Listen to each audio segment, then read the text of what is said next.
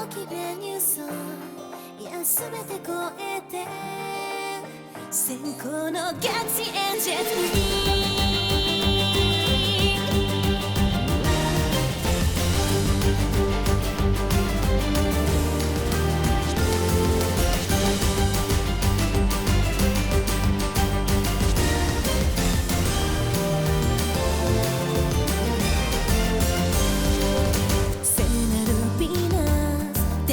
走るセンフレーズ星がきらめく残月への切なる祈りはその細い手で何を願うのかもう泣かないとそう誓ったからこの雫は空へ信じ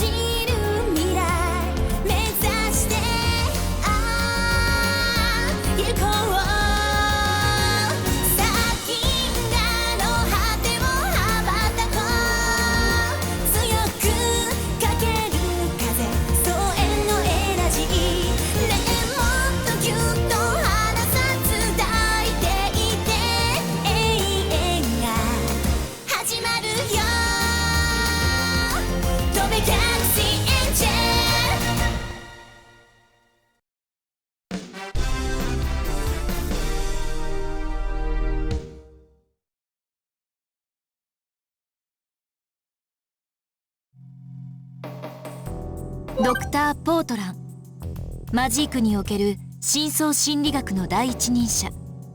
同領域一帯に流されたハッキング放送について執政局から要請を受け、住民に対する心理的影響の調査を行っていたところ、突然体調の不良を訴え昏睡状態に移行。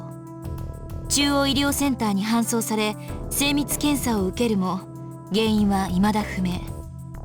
以後意識は回復せず現在に至る。このような報告が数時間前にマジークから UPW に届きました。これを受けノア局長が臨時指令権限を行使。ルクシオール関西センサーでのマジーク周辺状況の精査及びエンジェル隊によるポートラン博士の現状確認をせよとのことです。よって本艦は現在マジーク領に向けて最短航路で移動中。現地到着次第それぞれの任務を迅速に行うものとします。以上。なんか少しハモンさんの状況に似てますね。そうね。でもハモンさんは寝ているだけ。ポートラン博士は昏睡なの。医学的には全く別の状況よ。なるほど。他に質問はあるかしら。はーい。アニスさん、なんでその博士は俺たちで直接見に行かなきゃなんねえの？あ、私も同じことを思ってました。データはもらっておるのじゃろ？我々全員で向かう必要はないのでは？データはデータでしかないわ。あなたたちが直接確認して別角度からの情報を得ることが大切なのよ。特にアニスさんみたいな勘の鋭い人の意見が欲しいんじゃないかしら。親分照れてるのだ。変わりませんわね。うっせえ、ここも余計なこと言うな。それじゃあミーティングはおしまいにしましょう。エンジェル隊は指示あるまで自由行動。体を休めておいてね。了解です。解散。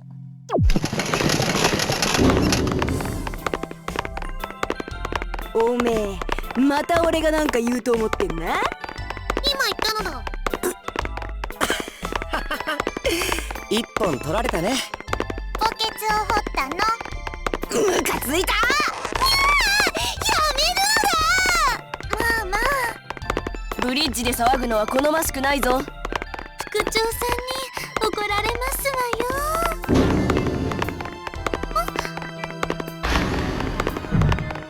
わよ。どうかしたの？カルア。いえ、目がチカッとしただけです。多分疲れ目のせいかと。昨日ちょっと遅くまで本を読んでいたものですから。魔法の研究会？はい。分かってると思うけど体調管理には注意してね。一応反臨戦態勢だし。はーい、気をつけます。ではでは。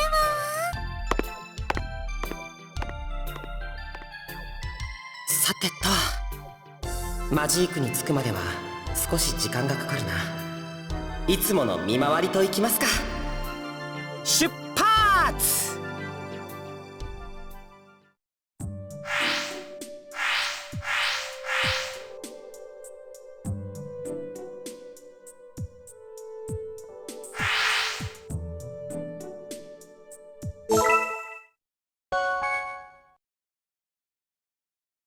誰だ？ああ、僕だけど。空いてるぜ。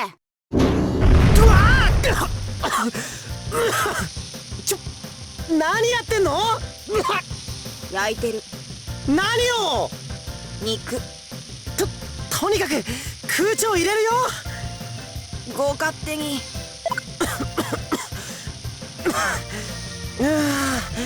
びっくりした。まったくもう、よくスプリンクラーが作動しなかったな。潰してやる。おいおい、だいたいどうしてここで焼いてんのさ。ランティの厨房を借りれば済むことだろ。あいつうぜえ。ごもっとも。それに炭火じゃねえとダメなのさ。あそこにはガスしかねえからな。だからそんなので焼いてるの？ああ。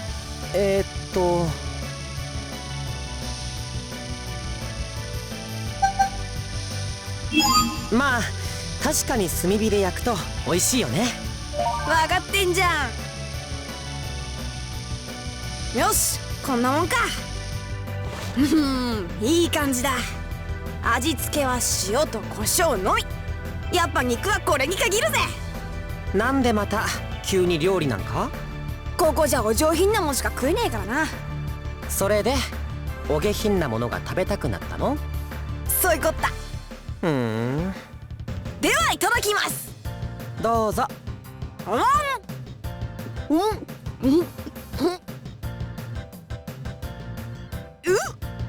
めえ。そんな顔しなくても。荒ぶる男の料理って感じだぜ。自分で言いますか？そうですか。おめえも食う？え、いいの？ほらよ。それじゃあ一口。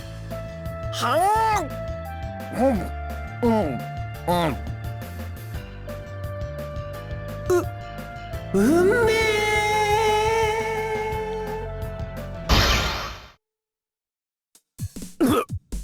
んだよ、結局半分食ってんじゃん。いや、あまりに美味しかったんでついつい。うんじゃ1000ギャラな。お金取るの？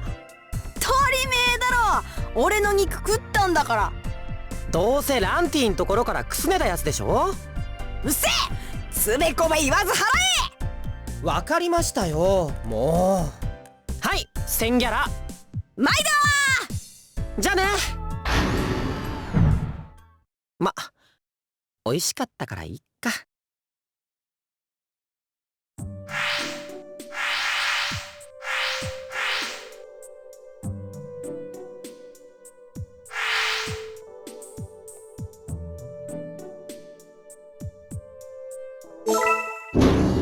お邪魔しまーす。おう、和也か。どうも。ステリーネさんは？彼女は今いない。珍しいですね。あまりにこもりっぱなしなのでな。半ば無理やり追い出した。僕には絶対できないことだ。時に和也。はい。恐る恐る入ってきたが、ステリーネが怖いのか？ええ、そりゃあもう。では何故ここに来る？お前がここに来れば罵倒されるのは必至。なのにどうしてここ機関室に足を運ぶことがあるのだ？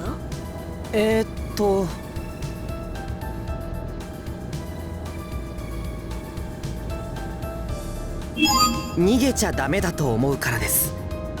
ほう、試練にあえて立ち向かうか。良い心がけだな。なのよ。うわあ、うるさいな。すいません。なんで下から出てくるかな。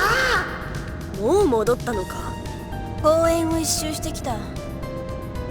言われた通りのことはしたぞ。休憩としては短すぎるが、まあいいだろう。仕事に戻ってもいいか。あ、許可する。なんだよ、上司でもないくせに。そうぼやくな。ではこれで失礼しよう。またな。また。あ、僕も行きます。お邪魔しました。そんなあからさまに無視しなくても。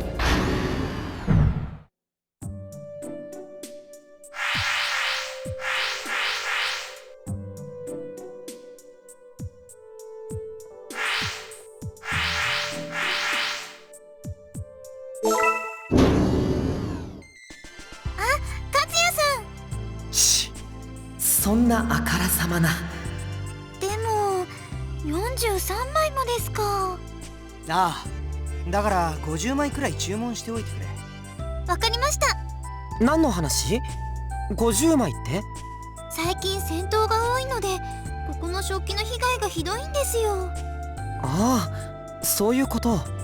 このフロアの完成飽和は強めに設定されてるんですけどね。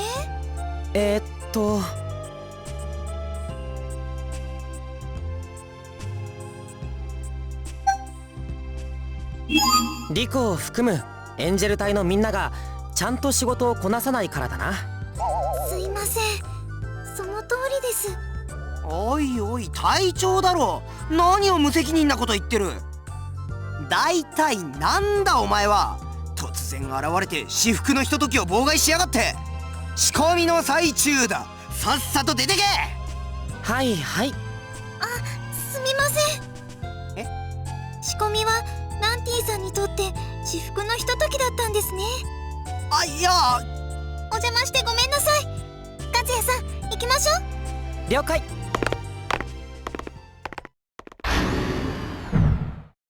そういう意味じゃないのよ。そういう意味じゃ。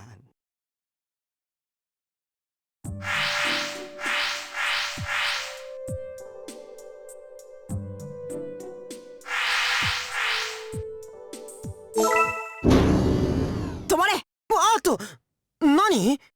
下見ろ。下？なんだこれ。ゲームの駒だ。ドミノとか言ったかな。それがなんでこんなに並んでるの？あいつだ、あいつ。あいつ885、886、887。リリーさんが並べてんの？何でも集中力を高めるために時々やってんだと。今日は調子いいらしくてな。記録に挑戦するってよ。それは理解したけど、なんでピロティ？この列をよく見てみろ。橋はどこに続いてる？橋？リリーさんの部屋の方に続いてる。まさか。そのまさかさ。部屋の中で初めて飛び出しちまったわけだな。まあなんだ、ここまで夢中なとこ見せられっと余計な世話焼きたくなっちまってよ。見張ってやってんのさ。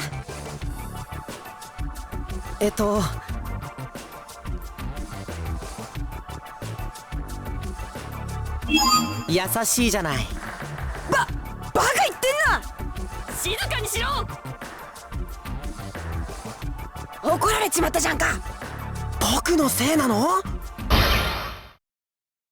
？998、999、1000。おお。やった。念願の1000に到達したぞ。ついに。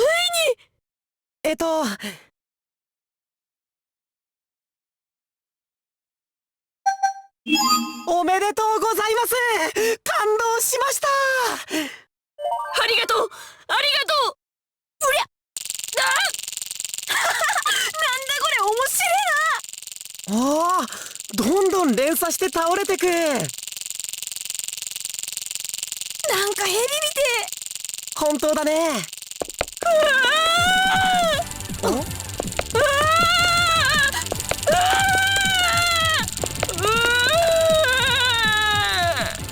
あんなにはしゃいじゃって。え。よっぽど嬉しかったんだな。じゃあ僕はこの辺で。ああ、またな。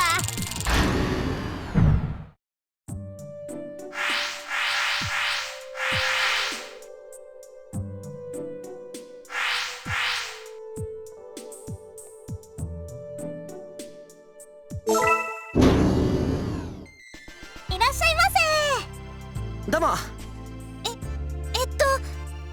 今の話本当ですか？ええ、本当ですよ。そんな、まさか。どうしたの？メルバさんはここティーラウンジで一度も食器を割ったことがないそうです。一度も？少なくとも私の過失による被害は記憶にありませんね。これはすごいことですよ。そう思いません？あ、うん。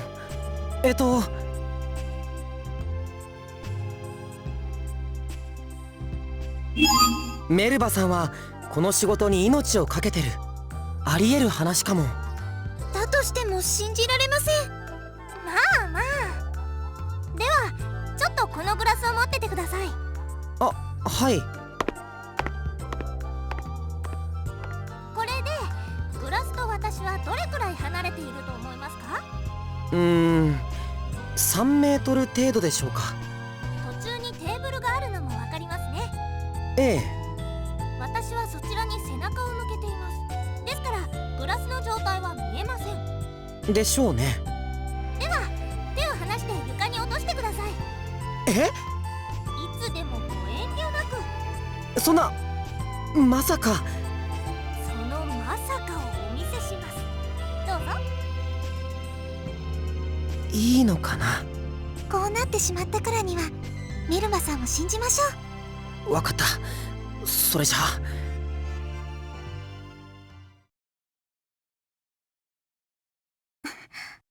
リリース。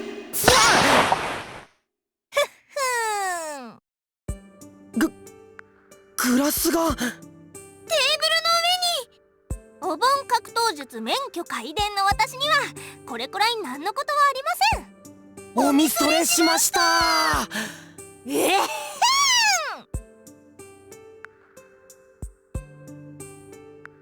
じゃあこの辺で。失礼します。ありがとうございました。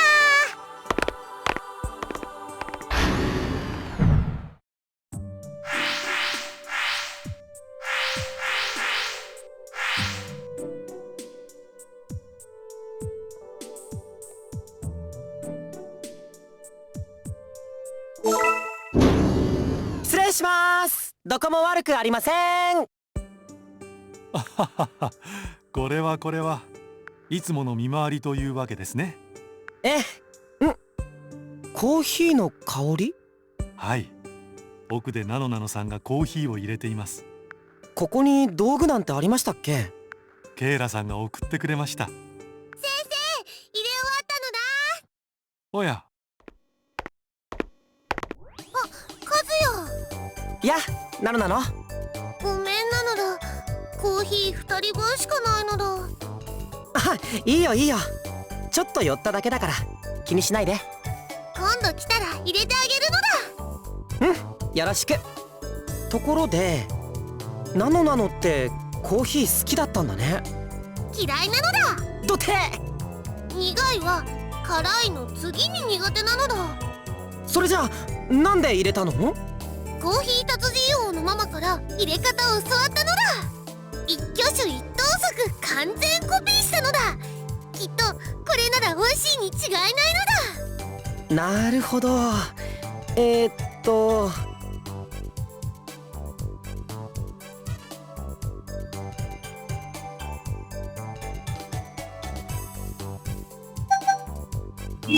それはきっと美味しいに違いないね。なのだ。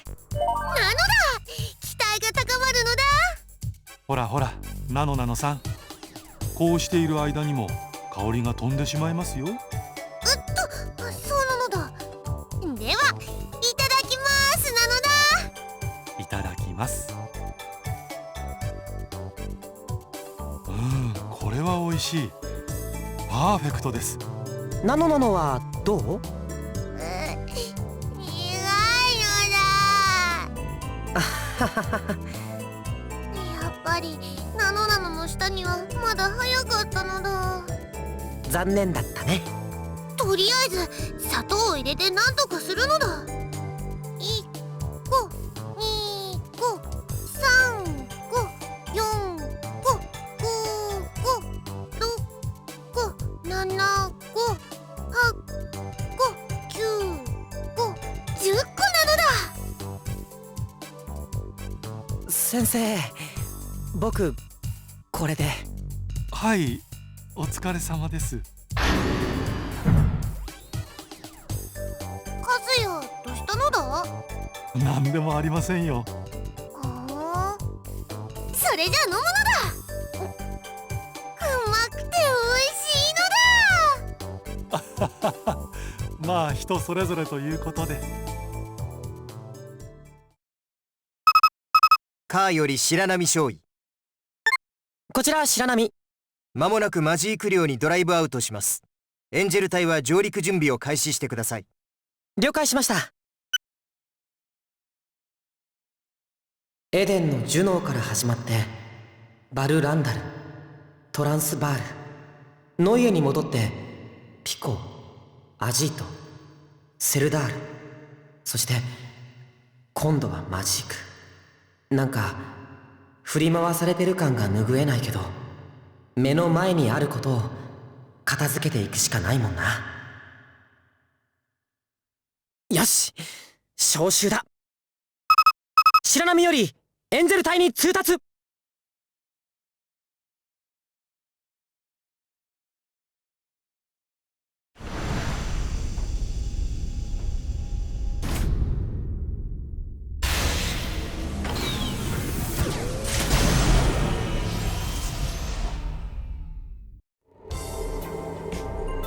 ではルクシオールはスキャンのためにマジーク寮外苑まで移動します。数時間で戻れると思うから、その間にそっちの任務も終わらせておいてね。了解です。以上よ。マジーク3ヶ月ぶりだね。マジークといえばクミンなのだ。いいね。時間があったらカレー食おうぜ。カレー一度食べてみたかったのじゃ。ぜひとも行こう。まずは任務からですぞ。はい、パッパッと済ませましょう。早く終わらせてゆっくり食べたいですわね。大丈夫？すいません、またチカッとしました。そんなに夜更かししたわけでもないんですけど。あまり繰り返すようなら念のためモルデン先生に見てもらった方が良さそうだね。はい、船に戻りましたらそうします。ちょっと心配だな。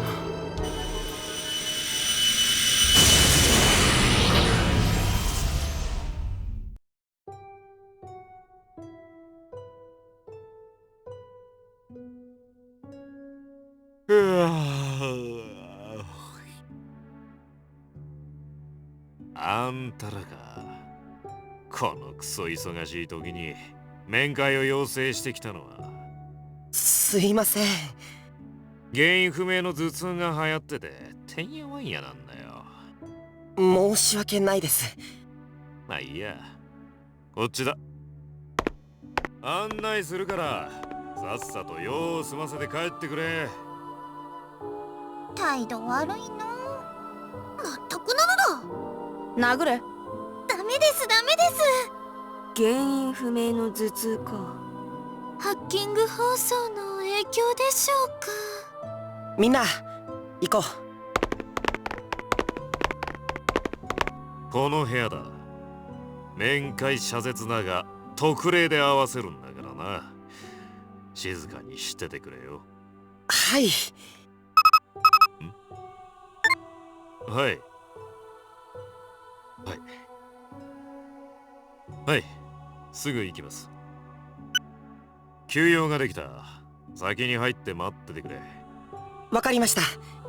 くれぐれも静かにだぞ。患者はもちろん機器にも触るなよ。はい。ぶしつけなやつじゃの。ムカつくのだ。ケル、ダメですってば。言っていることは間違っていない。ですわね。とにかく入ろう。ミーティングの時に見た人なのだ。名前なんだっけ？ホームラン？ポートランじゃ。見た目は静かに寝てるみたいなのに。昏睡とはな。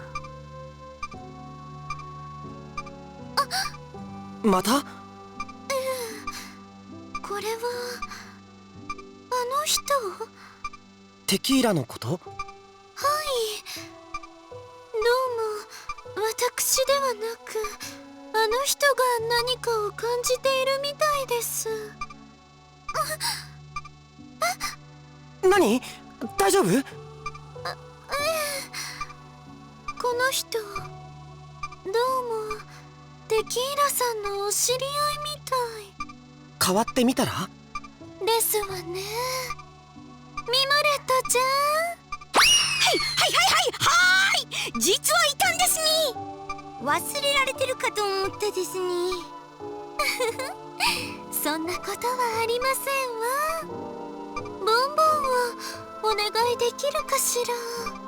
任せるですに。ではにどうかした？この写真博士とカルーアなのだ。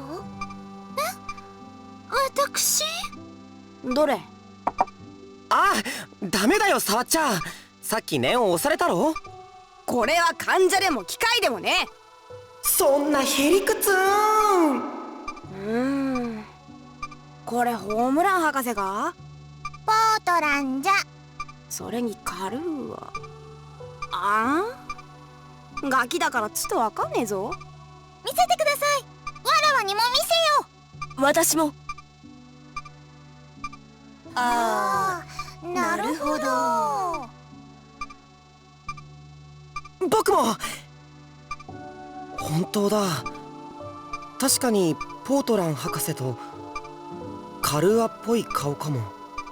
でも随分子供だし違うかもよ。博士の方は間違いないのだ。なのわかるのだ。そうなの？むしろカルーアの方が面影ない？髪型に騙されてるのだ。絶対に博士の子供の時なのだ。でもカルーアの方は何か違う気がするのだ。でも多分カルーアなのだ。ちょっと見せてください。はい。確かに私に、いえ、あの人に似てるかも。だからテキーラが反応してるのかな？そんなはずはありません。あの人が現れたのはもっと後のことなので。そっか。こんなに小さいはずがないのか。髪も金髪だしね。はい。それに私この方を知りません。ポートランという名前も聞いたことがありませんので。ならやっぱりおめえじゃねえんだろ。だいたいもしそうだとしたらすんげえ偶然だぞ。ま、確かに。おにょん、なんで私の名前が書いてあるですね。ミモレットの名前？どこに？博士の腕ですに。ん？これは認識タグではないのか？この人香水だからつけられちゃったのだ。そこに何故猫玉の名前があるのか。私は猫玉じゃないですに。ミモレットですに。うっせえ、どうでもいい。半分隠れてんじゃねえか。どれどれ。ちょっと今度こそダメだよ。患者には触れちゃダメ。これは患者じゃねえ、シーツだ。またそんなへりくつーん。みもれとポートラン。この博士の名前じゃんか。なんでミモと同じ。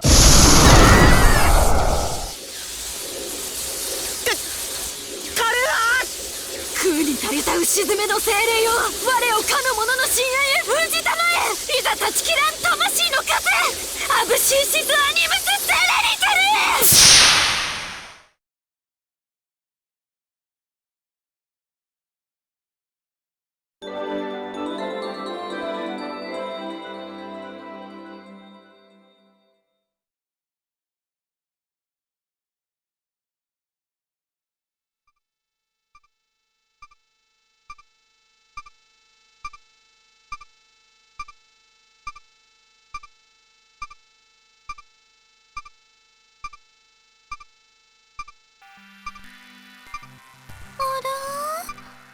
あらじゃね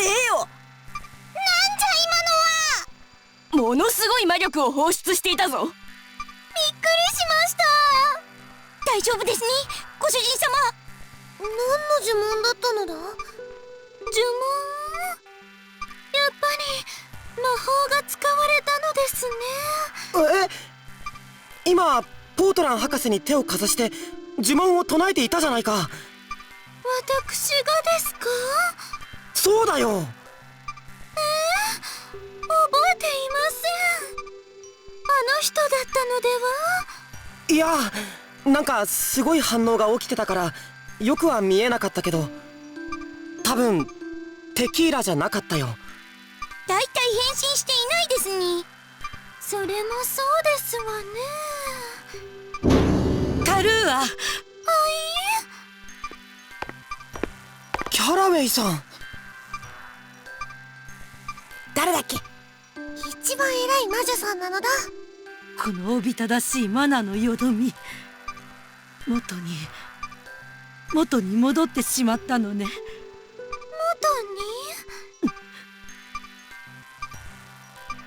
お師匠様、どういう意味ですか？お師匠様？あなたカルーアではないの？私、カルーアです。大丈夫ですか？いえ、大丈夫です。問題ありません。それよりテキーラは？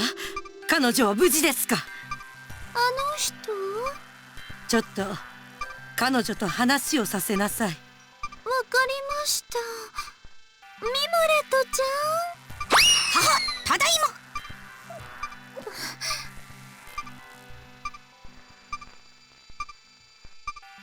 あらら、ご主人様？変身しません。なんですと？そういえば、なんだかあの人の存在が感じられないような。えらいことですに。えらいことですに。あっべえらいことですに。静かに。とにかく状況が飲み込めません。何があったのか説明なさい。それが、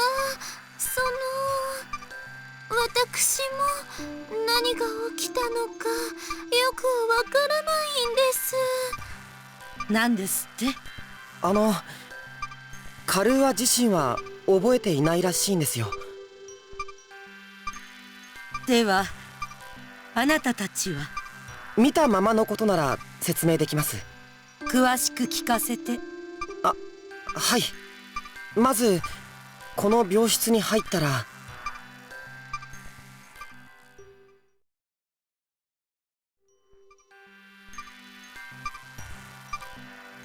そしてカルーアがものすごいスピードで呪文を唱えた後、突然反応が収まって今の状態に。その時の呪文は覚えていますか？なの覚えてるのだ。さすがマシーン。差別用語だと思うのだ。気にすんなよ。で、なんて言ったんだっけ？ブー。空にたゆたうしずめの精霊よ、我をかの者の深淵へ封じたまえ。いざ断ち切らん魂の枷、アブシーシスアニムスセレリテルなのだ。ポートラン博士を調べます。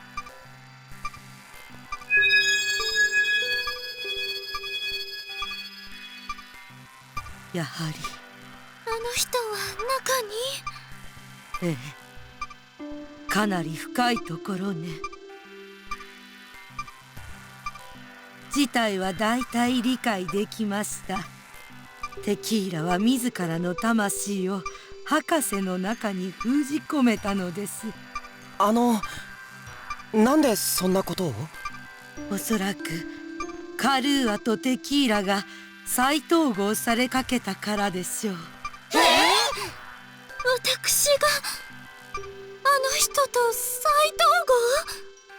そう、テキーラはそれを阻止するため、とっさに自分の魂を別の入れ物に移したの。博士の意識がないこともこの場合都合が良かったと言えるわ。どうして突然再統合なんて。困りました。どうしたものでしょう。なあなあ、キャラメルさんよ。はい。あんたこの部屋に慌てて飛び込んできたよな。しかもカルーアって叫んだぜ。ええ。つまりここでカルーアに何か起こることが分かってたってことだ。鋭い。さらに言うなら、こっちから何か言う前に元に戻ったのかってカルーアに聞いてた。これはカルーアとテキーラが合体しちまうことをすでに知ってたってことだ。鋭すぎる。ちっと説明してくんねえかな。それはなあなあ、とにかく博士の中に封じ込められたテキーラとコンタクトしなければなりません。集中するのであなたたちは退出していただけますか？おいおい、ごまかすなよ。ますます怪しいぜ。へい！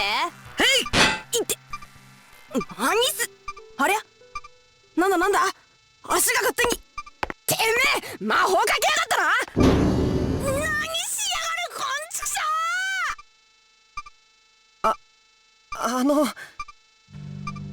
う。さあ、あなたたちも出てお行きなさい。それともこの杖で叩かれたいですか？全員退出！退出！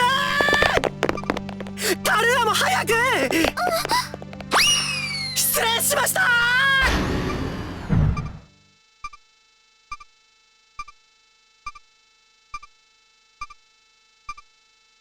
本当に困ったことになりましたね。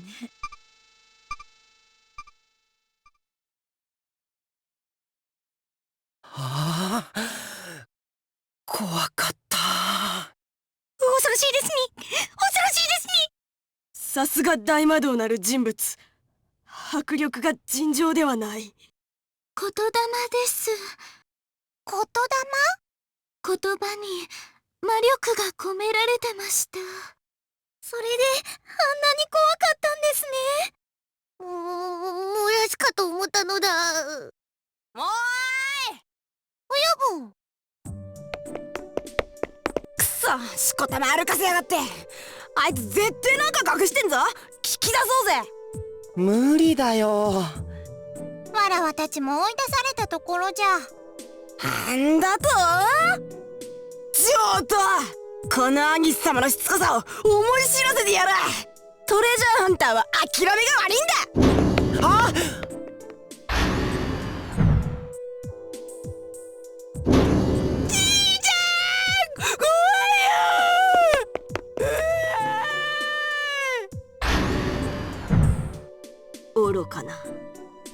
り怖い思いをしたみたいですね。どうしたの？よく見ましたら病室のネームプレートにもあ、本当だ。ミモレット・ポートラン。ねえ、カルーア？はい。博士ってひょっとしてあのミモレットなの？何の話ですね？え？そうなのだ。ミーモ以外のミーモのこと知ってるのだ？しまった。どういうことですか？その。和也さん。はい。知ってらしたのですね。そうだよ。この話を知ってることカルーアにも言ってなかったんだ。何やってんだ僕。説明を求める。はよ話せ。大ピンチ。これはですね、ですからその。大丈夫ですわ。え？トラウマは完全に克服しました。皆さんに知っていただいても問題ありません。もちろん使い魔のミモレットちゃんにも。カルーア、ごめん、黙ってて。いいえ、あの人から聞いたんですのね。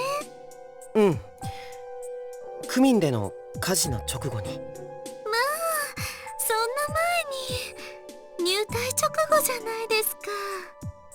テキーラさんにすぐ信用されるなんて、さすが和也さんですわ。いや、何と申しましょうか。それで何の話ですね？あのミモレットとは何のことですね？それはですね、私が魔法を使わなかったことに関係しています。簡単に説明しますと、そんなわけで私は魔法を使うために精神的に強い部分を分離してテキーラさんという存在を生み出したのですわ。おしまい。なんと、そうであったのか。ちょっと驚きました。おめえふわふわしてっけどいろんなもんしょってたんだな。いつの間に戻ってきたのだ？気にすんな。ではポートラン博士は分裂の一要因となった人間のミモレット殿というわけなのか。そういうことなんでしょ？それが名前が違うんですの。え？ミモレットちゃんのフルネームはミモレット・ランブールです。それに先ほども申し上げました通り、私ポートラン博士の顔は見たこともありません。ミモレットちゃんとは別人なのです。そうなのか。しかしあれだけのことが起こったのだぞ。全く関係がないというのも考えにくいですね。ミステリーなのだ。博士は何者なんだかな。こらこら、こんなところで立ち話をしたら邪魔だ。中で待てと言っただろ。おい、なんだ？その手に持ってんのカルテだよな。ああ、そうだが。ちょっと見せろよ。バカを言うな。患者の個人情報だぞ。いいからほいなら受け取れ。バカモン！返さんか！わかったのだ。返すのだ。まったく、俺の首が飛びかねないだろ。ああ、わかったわかった。ごめん、すまねえ。申し訳ねえ。もう行くからよ。勘弁してくれな。さっさと帰れ。はいはい、行くぞみんな。ちょっといいから早く。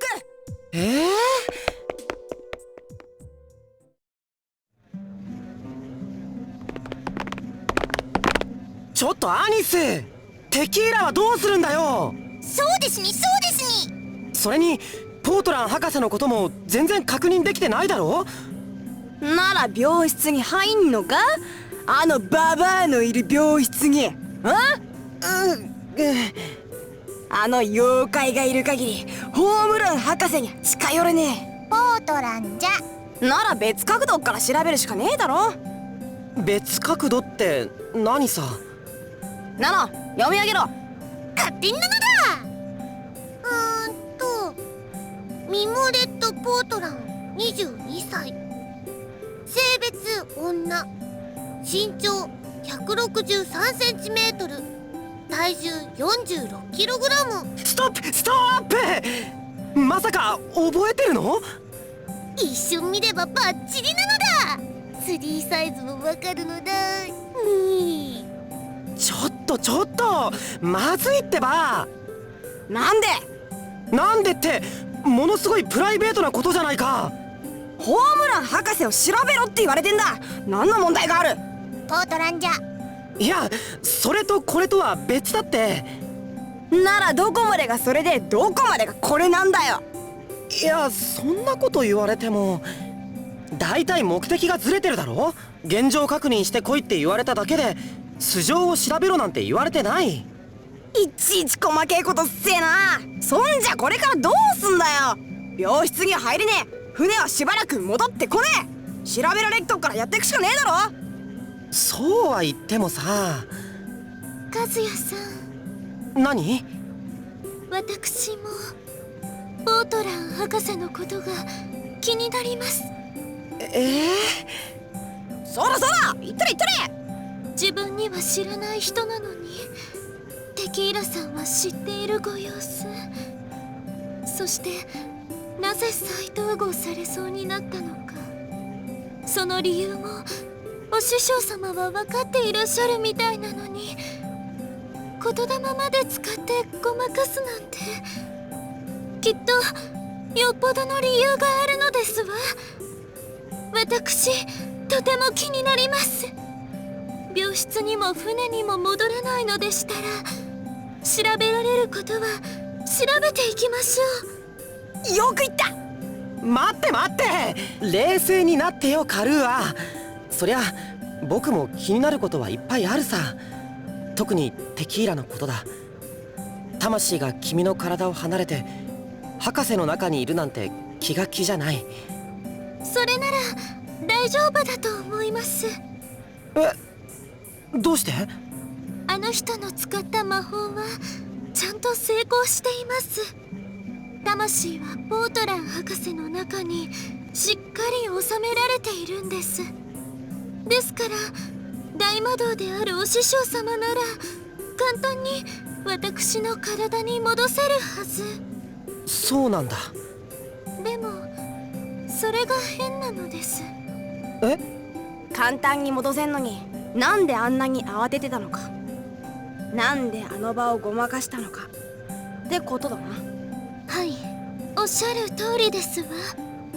テキーラさん、キャラウェイお師匠様、そしてポートラン博士、この中で今最も調べる余地があるのはポートラン博士です。お願いです、和也さん。カルテを読みましょう。カルーアがこんなに積極的になるなんて珍しい。声も間延びしてないし、よほど気になってるんだな。いや、ダメだ。気になるからって他人のプライベートを詮索していい理由にはならない。みんなもそう思うだろ？カルテを読むべきじゃないよね。読むのだ。読もうぞ。読もう。読みましょう。なんですと？和也は分かってないのだ。女子とはそういうものぞ。他人の詮索は蜜の味。それが佐賀なんです。怖っ。何言ってんのリコやリリーさんまで。ダメ絶対ダメ。隊長として許可しないからね。まあ落ち着け和也、半分ジョークだ。なら半分は本気なんでしょ。だから落ち着けと言っているではないか。それでアジート少尉が知りたいのは博士の何なのだ。お、いいとこつくじゃねえか。さすが剣士。あれだよあれ、旦那がいるかどうか。配偶者の有無か。なるほど。どうだ和也、これくらいなら問題あるまい。まあそれくらいなら。どうなのだプディング少尉。キーコンって書いてあるのだ。よし、脈あり。ということは名前が変わってる可能性がありますね。旧姓はわからんのか。それは書いてないのだ。どこに住んでんだ。ハイドレートヒルズなのだ。こら、まあお金持ちですのね。ちょっと場所はわかるか。ねえってば。もちろんわかります。おーい、行ってみようぞ。君たち。そうしましょ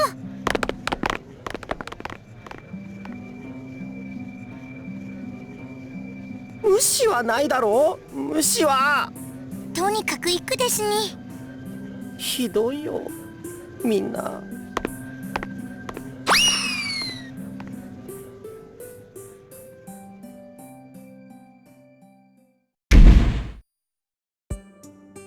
なんじゃこりゃ。でかい。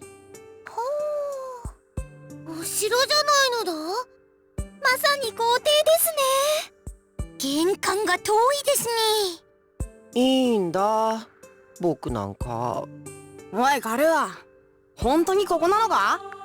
住所は合っていると思います。なんで表札がねえんだよ。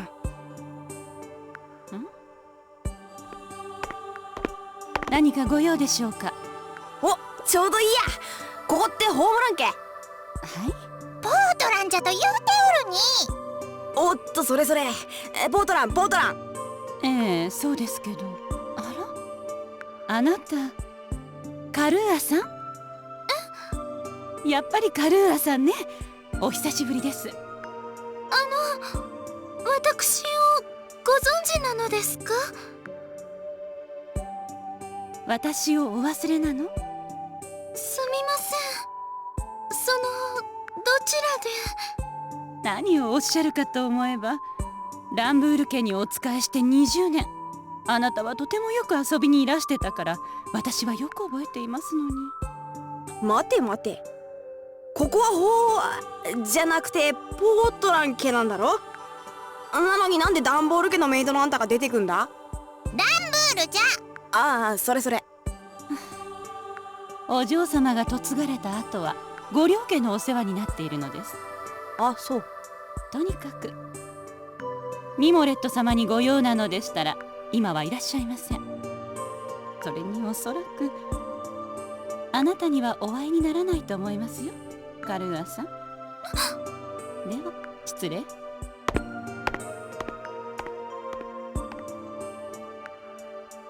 なんだあいつ、何様。ムカつくですに。何もあんな言い方しなくても。カルは平気？大丈夫です。それよりもポートラン博士がミモレットちゃんだなんてありえません。顔が明らかに違います。でも今のメイドの話に不自然なとこねえよな。しかもあっちはカルーアのことを知っておったぞ。カルーアは全然覚えてないのだ。覚えていないというより博士同様お会いした記憶が。何か変だな。なら次はよ、そのダンボール家に行ってみようぜ。ランブールじゃ。そちは何度間違えれば覚えるのか。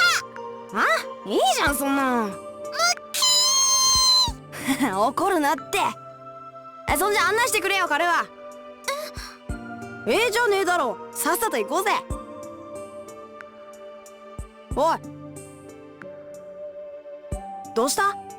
私ランブール家の場所がわかりません。は？マッチですにマッチですに。ミモレットちゃんは仲の良かったご近所さんなのでは？ええ、そうです。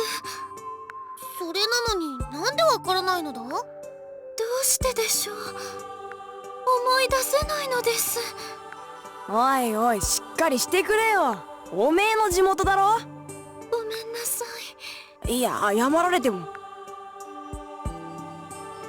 それではひとまずカルーアさんの家に行くというのはどうでしょう。ランブール家がご近所なら思い出すかもしれませんし。グッドアイディアだ。どうだろう、マジラム少尉。そうですわね。おいおい、まさか自分ちも忘れたとか言うんじゃねえだろうな。いえ、大丈夫です。さすがにそれは覚えていますわ。当たり前だっつーの。じゃあ出発だ。結局いろいろ詮索してるよな。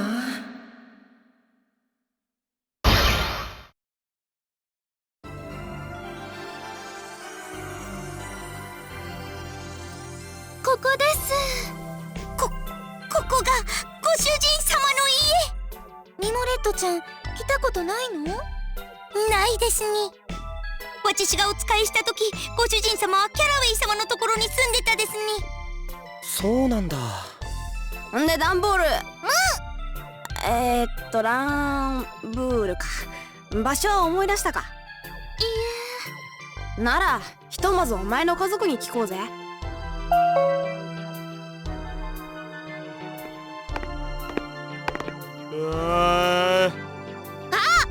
態度の悪い看護師。なんだ、まだなんかあんのか。やっとシフトを終えたんだ。眠らせろ。だいたいなんでお前たちがここにいる？こやつカルーアの家族だったのか。いいえ。貴様こそなぜここにいる？なんでって、ここは俺の家だから。嘘を言え。ここはマジュラムの家だ。ここはもう私の家ではありません。どうだ、申し開きできまい。ここはマジュラムの家ではないのだぞ。あ、なんだと？両親はすでにこの星から引き払っています。私の実家ではないのですわ。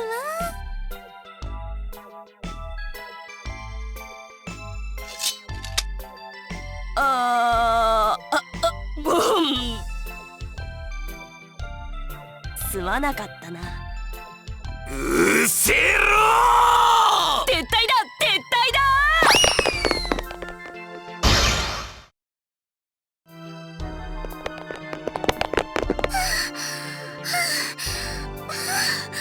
しっかりするですに。大丈夫です。大丈夫じゃねえ。あそこが実家じゃねえことなんで先に言わねえんだ。ごめんなさい。私がお師匠様の家にお世話になった後、両親はもともと住んでいた星に戻ったのです。ったくよ、天然も大概にしろよな。んでどうなんだ、ランブールンちゃん思い出したか？それが全く。そっか。ほら、いい機会だ。これ以上博士の詮索はやめよう。病院に戻ってキャラウェイさんと話し合うべきだよ。あの橋の上の人、さっきのメイドさんなのだ。あいつ今は両家に世話になってるって言ってたよな。尾行じゃ尾行じゃ。みんな静かに。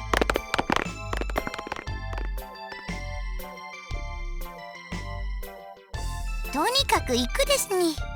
はい。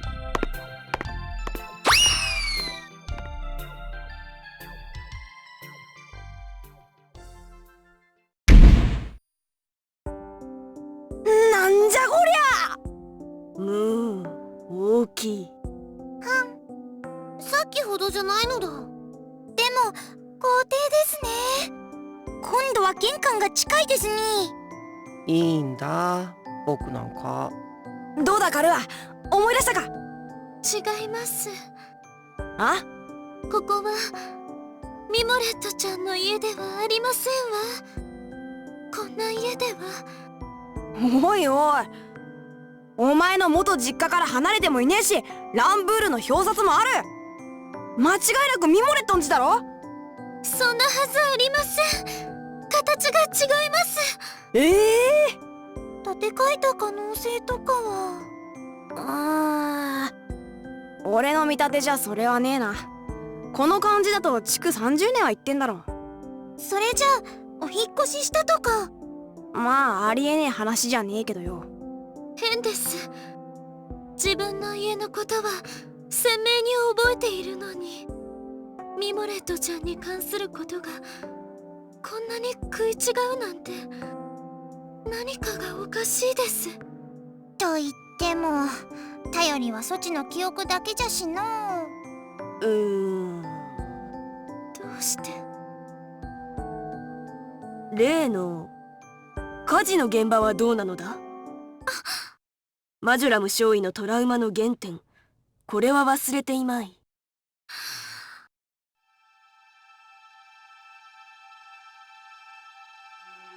顔色が良くないよ。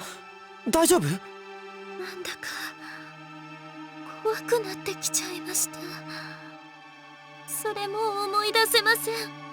火事を起こしてミモレットちゃんを危険な目に遭わせたところなのに、私が魔法は使えなくなったところなのに、その場所を家の近くだったことも間違いないのに思い出せません。どういうことなのだ？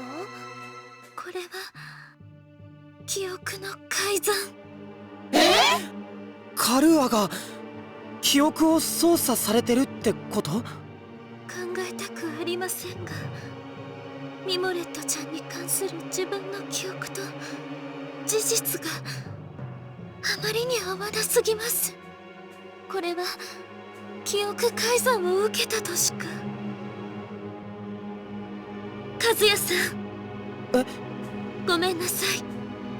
少し強行させていただきます。呼び鈴を押しよった。あら、どうも。こちらにもいらっしゃったの？お嬢様ならここにもいませんよ。分かっています。あなたに用がありますの。私に？何でしょうか？ちょっと私の目を見ていただけます？はい。ほら、よく見て。ちょっとまさか。待て。ダメですよ、魔法で聞き出すなんて。もう我々の興味は関係ない。これはマジュラム少尉自身の重大問題かもしれんのだ。でも私が火事を起こした場所、わかりますか？はい、案内していただけます？かしこまりました。皆さん、行きましょう。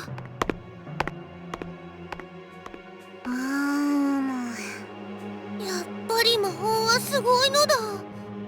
恐ろしいとも言える。ですね。そう？便利じゃんか。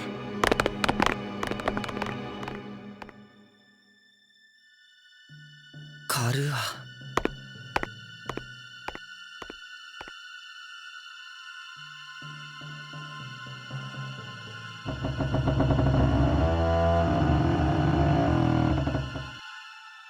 こちらになります。ここが問題の場所。カルーアさんが魔法を使えなくなったところ、ちょっとボロいのだ。そりゃ古いからの。変だぞおい。火事で焼けたんだろ？どういうことなのですか？ここはランブール家の土地です。火事の後に修復が行われ、ほぼ元の形に戻されました。ではここは本当に私が火を出した納屋なのですね。その通りです。なぜ、どうして？やっぱり違うのかい？違います。ここじゃありません。ちょっと失礼。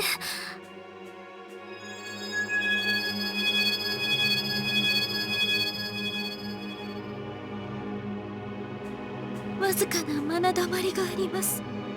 昔ここで大規模な魔力解放があった証。つまりここはやっぱり火事のあった納屋なんですわ。でも私の記憶とは明らかに違う。ミモレットちゃんと遊んでいた納屋はここじゃないんです。ミモレットちゃんもミモレットちゃんの家も、そしてミモレットちゃんと遊んだ場所も全く違う。でも状況的に判断すると違っているのは私の記憶の方だと考えるべき。やはり何らかの方法で、おそらく魔法によって記憶を改ざんされたとしか。なぜなの？それならよ、そのおめえの頭ん中のミモレットはどんな顔してんだよ。今度はその辺から攻めね。でもカルーアさんのイメージをどうやって？魔法でなんとかならぬのか？伝えられると思います。ならナノなのに伝えるのだ。そしたら変身するのだ。グッドアイディアだ。マジュラム少尉、早速伝えてみては。わかりました。では、いいですか？どんとこいなのだ。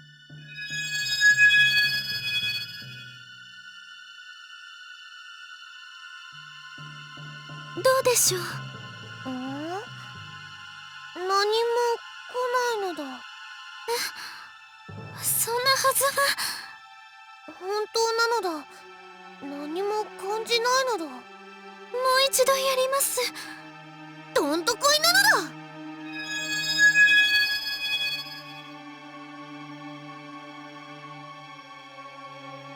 終わりました。伝わりませんか？全然何にもなのだ。おかしいですわ。簡単な魔法なのに。そんじゃあとりあえずよ、どんな顔してんだか口で言ってみろよ。そんでそれを元にナノが変身していきゃいいじゃん。モンタージュというわけか。グッドアイディアだ。マジュラム少尉、早速やってみては。では輪郭ですが。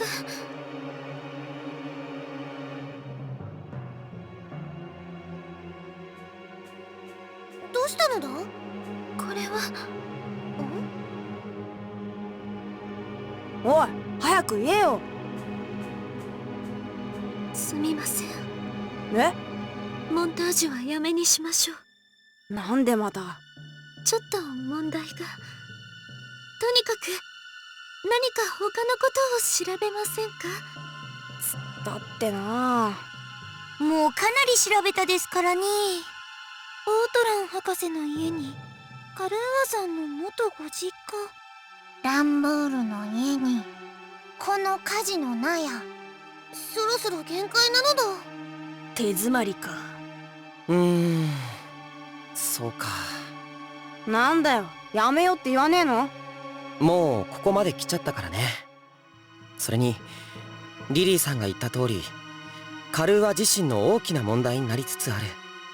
それなら仲間としてできる限りのことをしてあげたいさ。いいこと言うた。ならどうすべ。まあ本当に完全に手詰まりなら病院に戻るってのもありかもしれないけどね。そうなるか。なあナノ、何なのだ？病室で見た写真あっただろ。おめえなら細かいところまで覚えてるはずだ。なんかピンとくるとこねえか？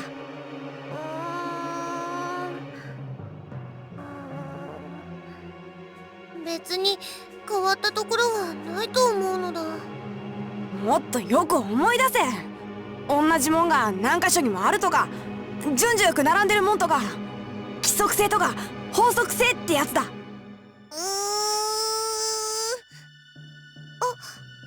なんだ、なんか見つかったか？そんなに大切なことじゃなさそうだけど、博士もカルーアっぽい子も同じ服着てるのだ。ああ、そういえば園児服みたいなのでしたよね。なのだ。通っていた幼稚園か。カルーア、覚えてる？いいえ、でもこの人なら。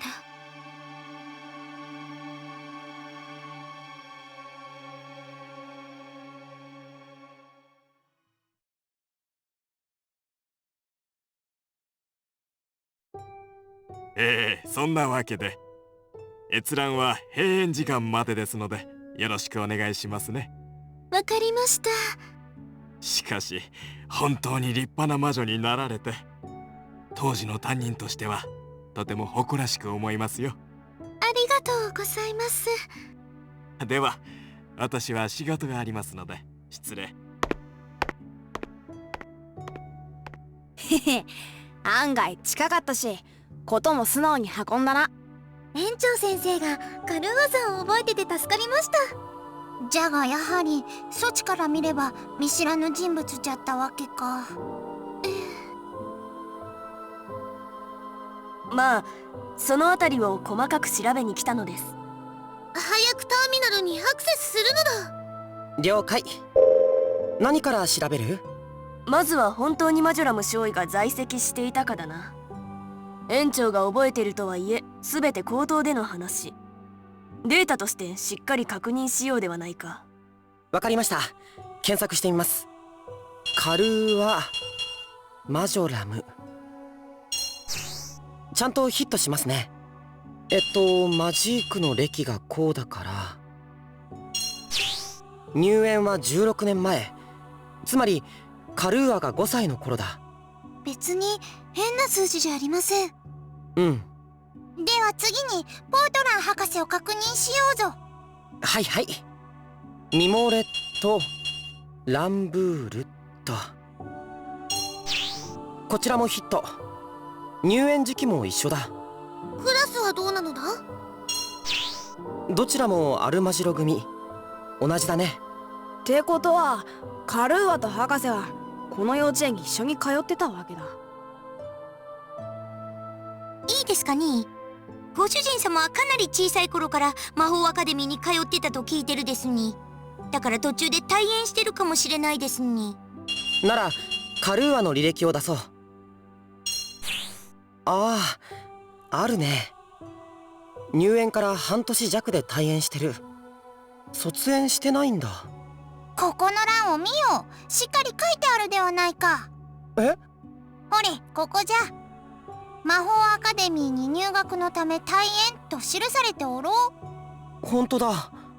つまりマジョラム少尉はここに博士と同時に入園。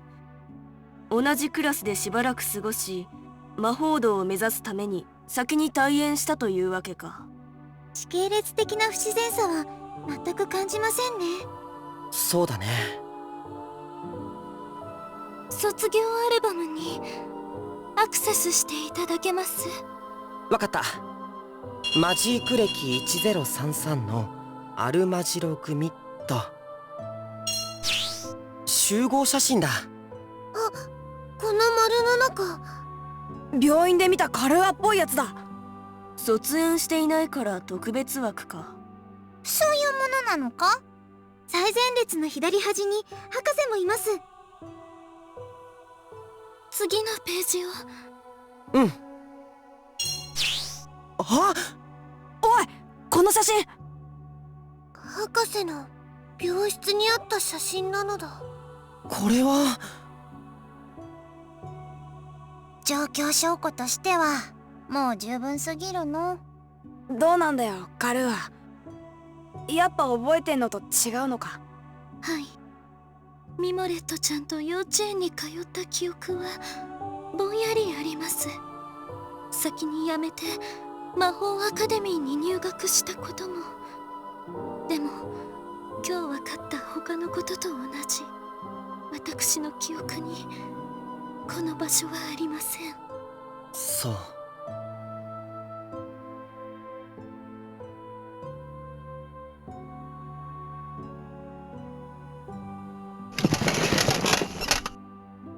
もう十分です。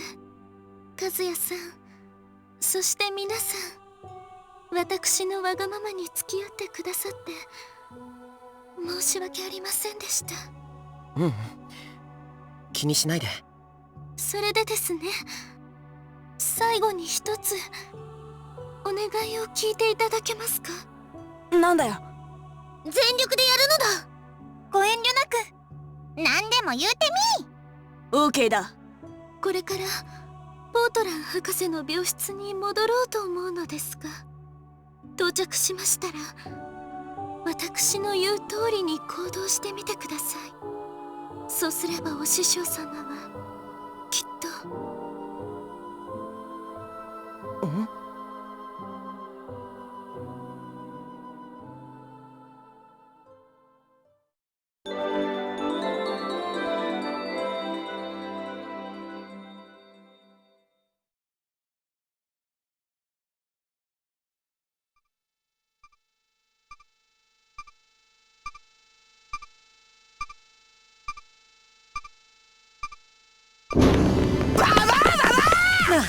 なんです。ここは病室ですよ。静かになさい。うるせえ。テキーラはどうなった？彼女なら大丈夫です。あの後詳しく調べてみましたが、魂は雑多な情報の少ない深層に沈んでいました。拡散も起こさず安定しています。ではテキーラをカルーアの体に戻せるんですか？もちろん。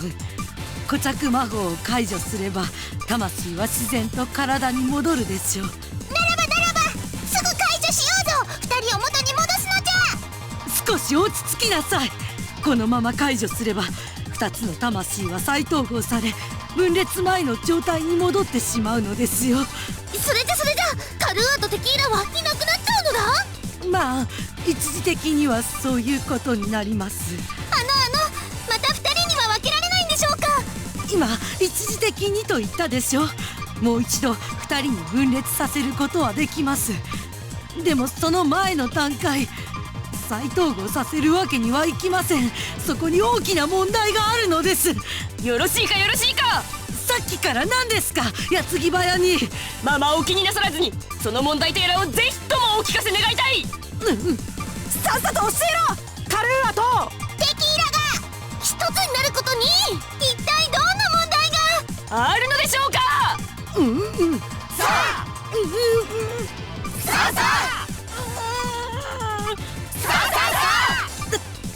ダメです。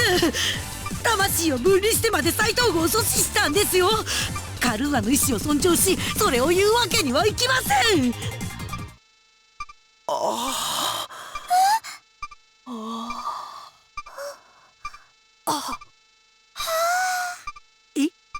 驚いたですね。本当じゃ。見事に。確かにバッチリ言ったのだ。どうしたのですか？カルーア。今お師匠様はカルーアの意志とおっしゃいました。ただの言い間違いですよ。テキーラの意志です。テキーラの意志。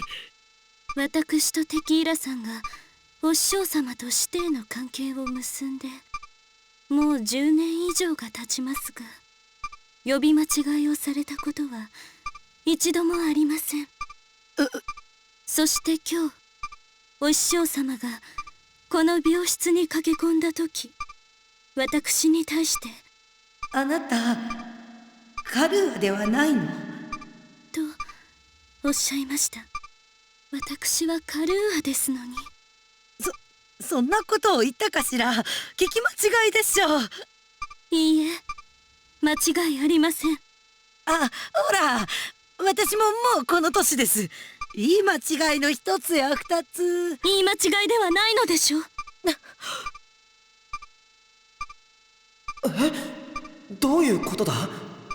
頼まれた通りキャラウェイさんを質問攻めにしたら、カルーアの予想通り名前の言い間違いをした。でもそれが言い間違いじゃない。あなたまさか。はい、気がつきました。私は本当のカルーアではありません。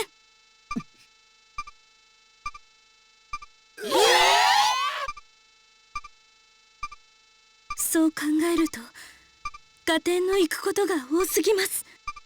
実は私たち火事の納屋に行ったんですの。なんですって？それ以外にも私の元の家、ランブールのお屋敷、そしてアカデミー入校前に一頃通った幼稚園にも、ミモレットちゃんとの楽しい思い出があるあの幼稚園です。でも自分の家だった場所以外は、特にミモレットちゃんに関することは記憶と違っていました。あまりにも食い違うので、最初は魔法による記憶改ざんだと思いましたけど、自分の頭の中のイメージを皆さんに伝えようとした時、それが出てこなかったのです。つまりそもそも記憶と違うと感じること自体が錯覚だったんですね。言葉によって記憶を与え、それを実際の経験のように錯覚させる。だから具体的なイメージは存在しない。これは言霊による刷り込みの特徴です。私にはミモレットちゃんに関する記憶がない。いえ、正確には分裂以前の記憶がないんですわ。今まで自分の強い部分を切り離し、テキーラさんを作り出したと思っていました。でも違う。実際は自分の弱い部分を切り離し、このカルーアを作り出した。そしてそれ以前の記憶を言霊ですり込んだ。これが真実なのでしょ。なんだって？そこまで分かってしまいましたか。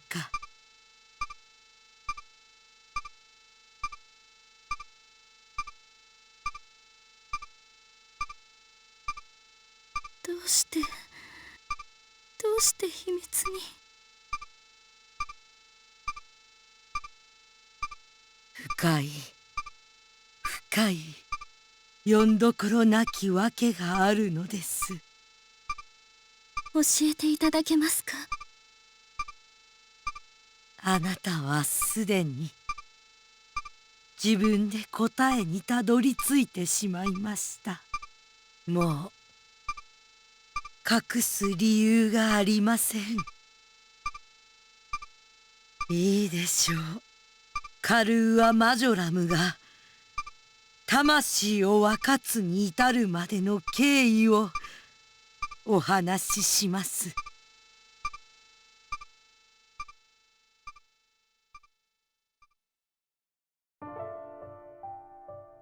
あれは本当に偶然でした。私が大魔道の二つ名で呼ばれる少し前の話。マジークを遠く離れた辺境に魔法を忌み嫌う星があったのです。私は失勢局の命により秘密裏に現地調査に向かいました。そして一人の赤ちゃんに遭遇します。いえ、大きなマナの流れに導かれたと言った方がいいでしょうか。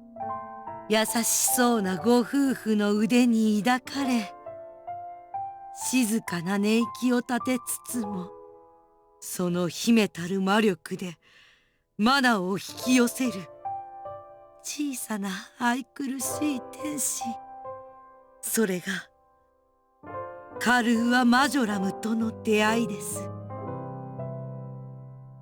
その赤ちゃんが近い将来魔女として開眼するであろうことは確実。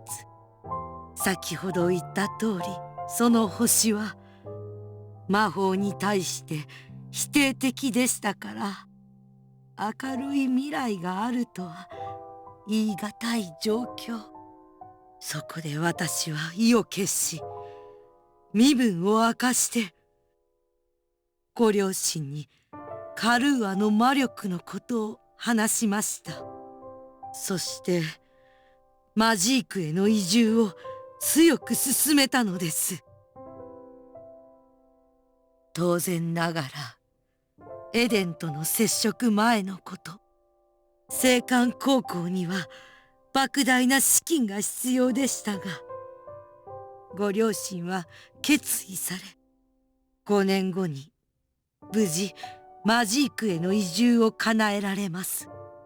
カルーアはアカデミー入学の準備期間に幼稚園へ通うことになり、そしてミモレットとの出会いを果たすのです。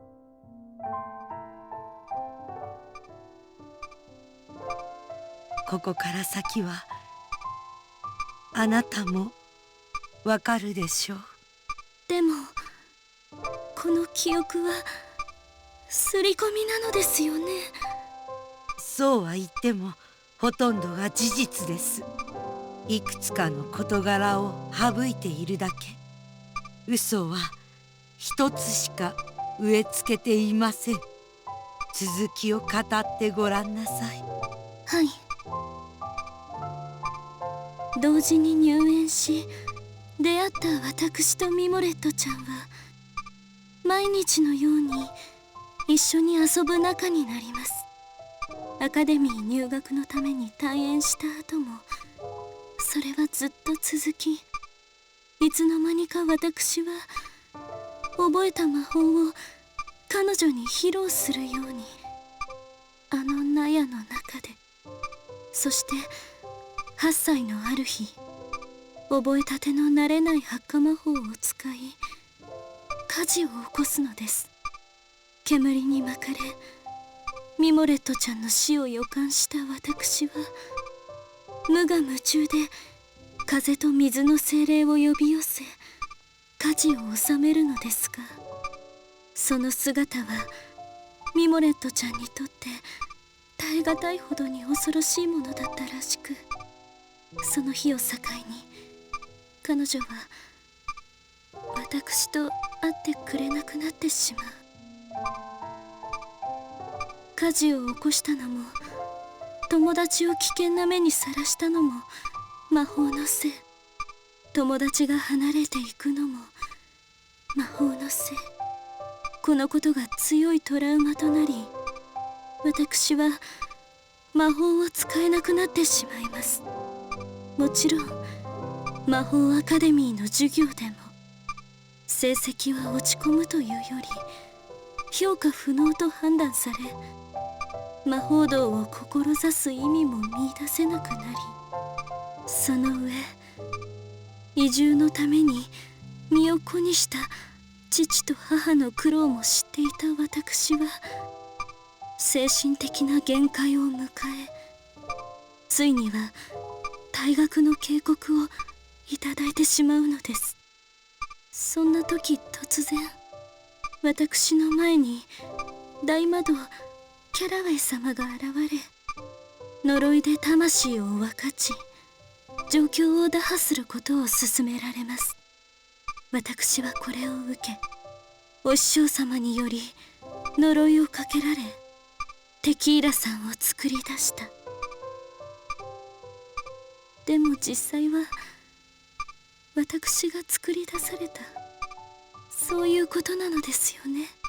ええ、嘘はその一点だけです。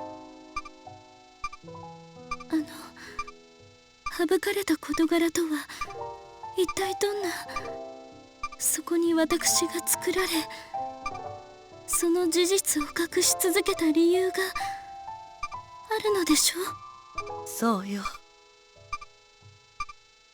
ではそろそろテキーラをあなたの体に戻しましょうか。このままあなたたちを以前の状態にするのは無理です。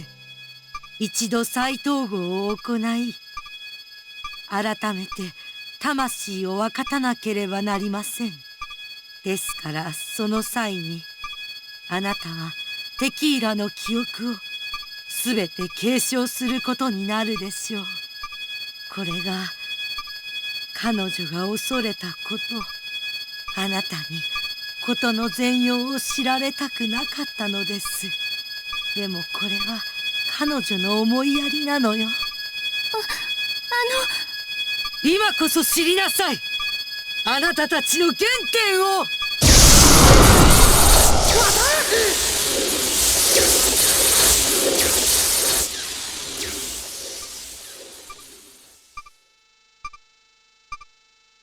カルア？は？そうだったの。だからテキーラはいつもカルーアを気にしてたのね。なあ、どういうことなんだよ。おい、少しはデリカシーを持て。ゲシミゲシミ、テキーラは隠したかったことなのじゃぞ。でも気になるのだ。ナノちゃんまで。大丈夫、みんな仲間だもん。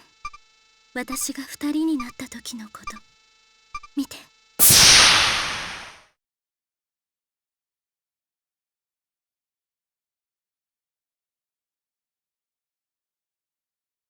ごめんなさいね。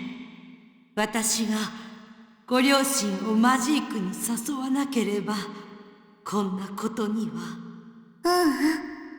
キャラウェイ様は何も悪くないよ。パパもママも言ってる。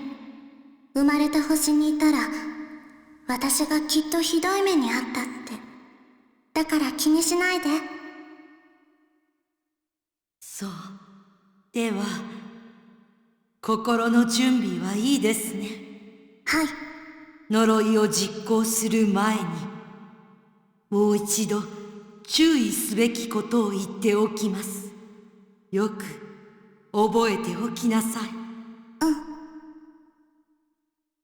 これからあなたの魂の弱い部分だけを集め、別の人格を形作ります。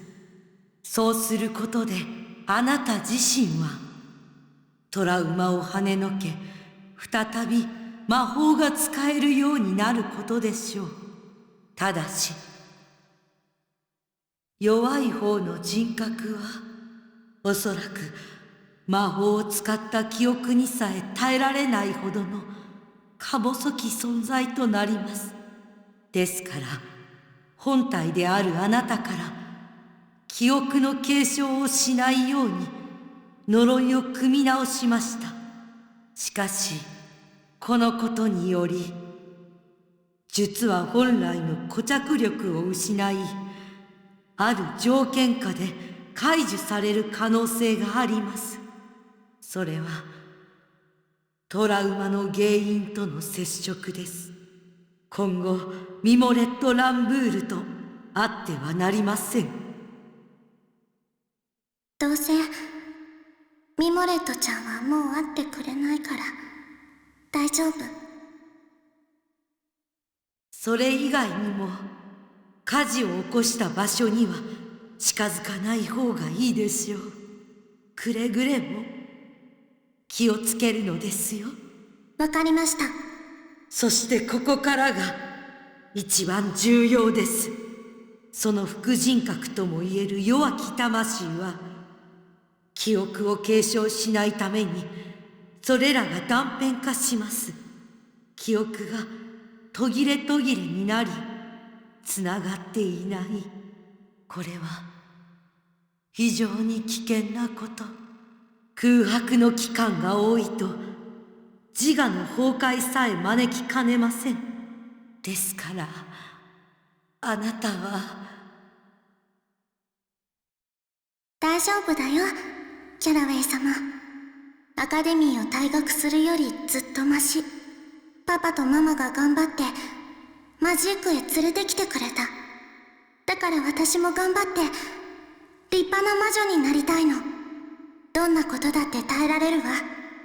呪いをかけてください。お願いします。わかりました。では儀式を始めます。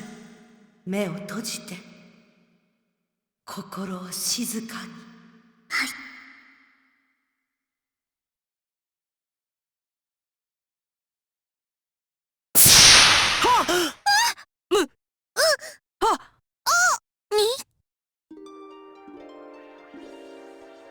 今のは分離直前のカルーアの記憶？ええ。そうか、そうだったんだ。はい、こうして魂は二つに分かたれ、弱い部分を切り離されたカルーアは魔法を使えるようになり退学を免れます。しかしながら記憶を継承しない弱き人格も守らなければなりません。そこで彼女は自らをテキーラと名乗り、やがてカルーアとなる人格を影から支え続ける存在となったのです。そして私は呪いの事後処理をお願いするためお師匠様に弟子として迎えてもらったの。これがカルーア・マジョラムとテキーラ・マジョラムの真実。はあ、驚いたぞ。テキーラさんが本当はカルーアさんだったなんて。深すぎる。実はちょっとわかんないのだ。後で説明してあげるですに。テキーラはですね、弱い部分を全て押し付ける、ただそれだけのためにカルーアを生み出してしまったことをひどく負い目に感じているのです。そんなわけもあって事実を話せずにここまで来てしまったの。だから恨まないであげてとは虫のいい話かしら。いいえ、テキーラは自分を影に置いてカルーアの自我をずっと支え続けてくれた。恨むどころかとっても感謝していますわ。ちょっとやめてよ、恥ずかしい。混じっていますね。でもそれを聞いて安心しました。ではそろそろ再び二人に戻しましょうか。お師匠様。はい。私今2人分の魔力が融合されてる。なんか自分でできそうな気が。なるほど。この呪いはかなり高度なものだけど、確かに今のあなたになら可能かもしれないわね。ある意味真の一なる二者だもの。やってごらんなさい。はい。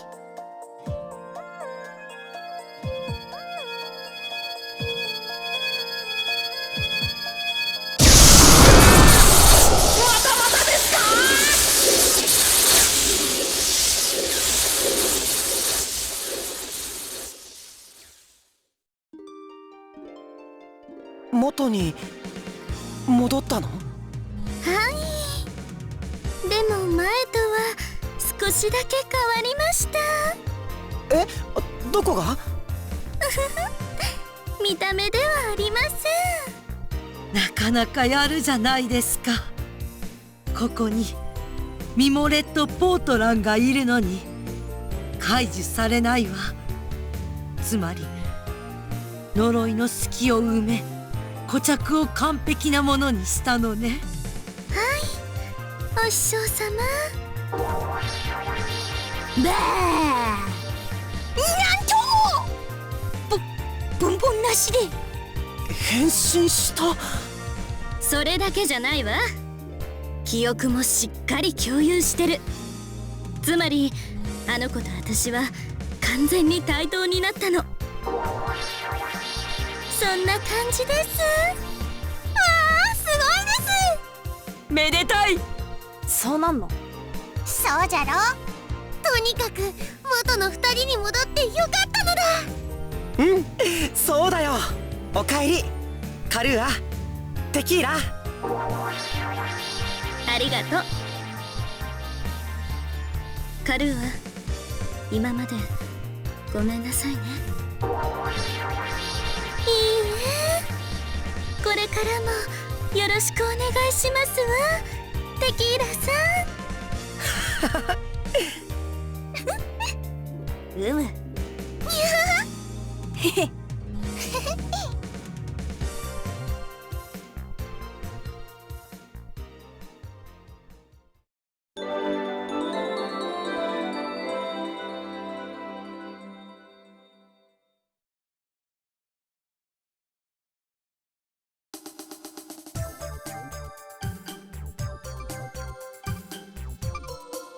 さてさて、博士の状況確認に来ただけなのに、なんだかすごいことになっちゃったよね。でもそれも無事に収まったわけだ。見たところポートラン博士の容体は昏睡とはいえ安定してるみたいだし、僕たちの任務はこんなところなんじゃないかな。どうしたの？そうですわ。実は大変なことが分かったのでした。大変なことって？ポートラン博士のことです。見てきたのはあの人ですから変わりますわね。いや、まあ別に私が説明しなくたって、せっかく記憶が共有されるようになったのに。まあまあ、そっちの方が話が早く済むからな。時間節約だ。それで何なのだ？見てきたって要するに博士の中に何かあったってことだろ。ああ、そうそう、えらいことよ、えらいこと。博士の中でとんでもない情報を見つけちゃったわ。一体何なの？見るよ。私は博士の中のかなり深いところに入ってたわけなんだけど、彼女自身の魂が自己暗示か何かでもっと深いところに潜ってたの。今マジークで多発している原因不明の頭痛がハッキング放送と関係あると踏んだらしくて、その因果関係を見つけるために限界深度まで沈んだのね。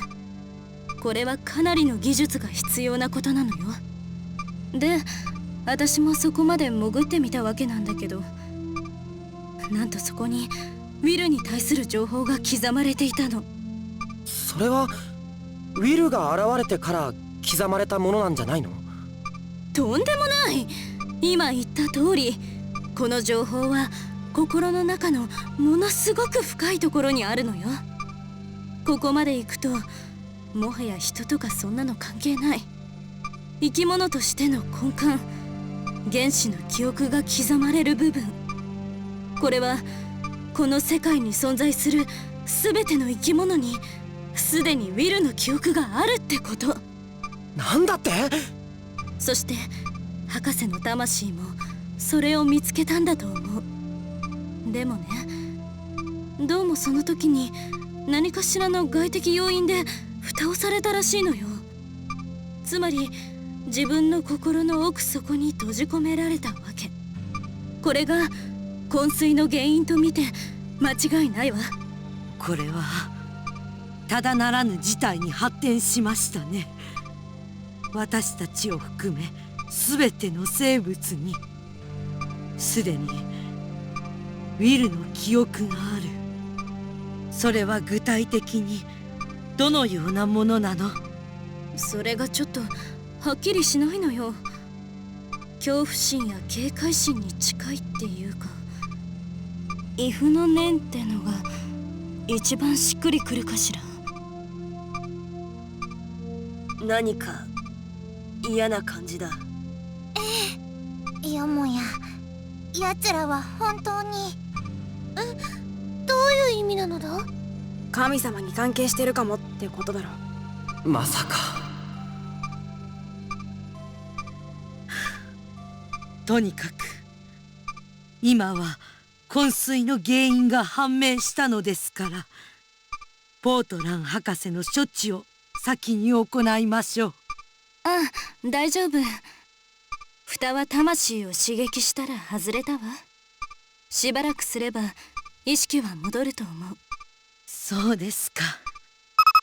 館長より白波少尉。こちら白波。戻られたんですね。ええ。そっちはどう？いろいろありまして、結論から言うとテキーラが博士の昏睡の原因を発見し排除してしまいました。現状確認としても十分な情報を得たと思います。またウィルに関してかなり重要な報告が。そう。ではノアさんとの通信準備をして軌道上で待っています。帰還してちょうだい。了解しました。みんな戻ろう。了解なのだ。ではキャラベイさん、お世話になりました。いえいえ。失礼します。白波、ちょっと先行ってシャトルで待っててね。分かった。私は残っていいですね。ダメ。悲しいですね。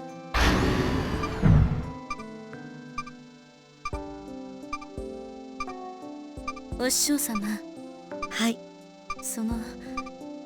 私が博士の中に入ったこと黙っていてくれる？わかりました。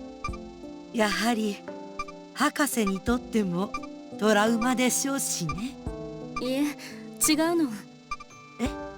潜った時できるだけ目は伏せたんだけど、たまたま見えちゃったのよ。博士の記憶をですか？ええ、深層心理学を目指した理由をね、知っちゃったの。それはどんな？お師匠様にも秘密です。そう。どうやらあなたにとって嬉しいことみたいね。はい。ではくれぐれも博士にはご内密に。わかりました。この戦いが終わったらゆっくりお話ししましょう。ではおいしいお茶を用意しておきます。楽しみですわ。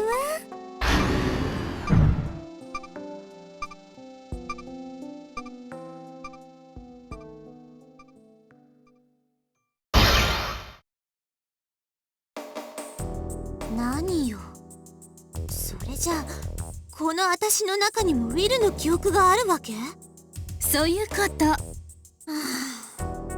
まったく、また厄介な情報を見つけてくれたもんね。完全に専門外だわ。でも AI とか研究なさってますよね。私がやってんのは脳の構造解析。記憶デバイスとしてのフィジカルかつロジカルな解釈。精神やら魂やらなんて知ったこっちゃないの。すみません。まあいいわ。放っておくわけにもいかないから報告書は送っておいて。わかりました。あとマジーク寮周辺のスキャン。どうしたの？通信系統にハッキング。ただし全てブロックできてます。同時に通常通信に呼びかけも。周波数は？今までソルベが使ってきたものです。通常通信に映像はあるの？はい。スクリーンへ。ごきげんよう、ルクシオールの皆さん。何かご用なのでしょうか？ええ、どうです？あなた方の本質に刻まれた我々の記録には触れましたか？なるほど。すべて計算済みというわけなのね。とおっしゃるのならば触れたのですね。それはよかった。あなた方ならきっとたどり着くだろうと思っていましたよ。では素直に質問させていただきます。なぜそんなものが私たちの中にあるのかしら？その答えはおのずと導き出されているのでは。ウィルの存在がいかに絶対的であるかがご理解いただけたのではないでしょうか。そうぼかさずにはっきりと明言してください。ナッツミルク艦長、あなたあの黒き月の管理者に似てきたのでは？あなたののらくらした態度に付き合っていれば誰だってこうなります。話の趣旨もずれました。おや、怖い怖い。そんな怖いあなたに手土産をご用意しました。どうぞお召し上がりください。ちょっと何だったの？ソルベからの介入です。敵襲なの？おそらく。クロノスペースから精度エネルギーを多数感知。艦隊がドライブアウトしてきます。識別信号はありません。出力パターン確認。敵です。第一戦闘態勢。了解。停止。この場で待機。了解。ドライブアウトポイントをフルスキャン。結果を私のコンソールへ。了解。なかなかの数です。警報を停止。敵がマジークに対して動力停止波を展開。魔法動力反応がどんどん低下していきます。マジーク艦隊を抑えるつもりね。魔法動力反応 10% まで低下。そのまま横ばいです。オペレーター、今なんて？魔法動力反応 10% まで低下。そのまま横ばいです。変よ。敵の動力停止波はクロノストリングに対して完璧に効果を発揮するわ。でも今魔法動力は 10% の余力を残してる。これは敵も一緒なんだわ。魔法動力に対して停止波が完璧じゃないのよ。いえ、それはありえないのでは。3ヶ月前ジュニエブルはマジークの動力を完全停止させました。よく思い出しなさい。あれは魔法だったはず。そうです。確かに魔風結界によるものでした。つまり今回は付け入る隙があるということ。何かしらの動力強化策を講じればマジック艦隊を動かせる。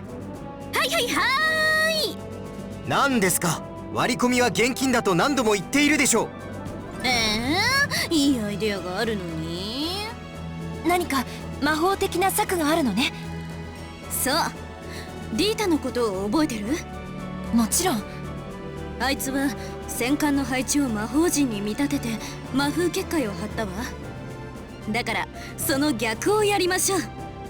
マジーク艦も 10% の出力があるなら移動はできるはず。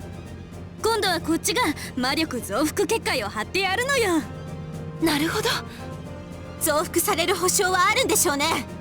タッチ。お任せください。魔法理論的に 80% 以上は硬いです。響くん、マジーク艦隊司令本部との回線を確保。わかりました。ノアさん、やってみます。ええ、健闘を祈るわ。エンジェル隊はブリーフィングルームへ。はい。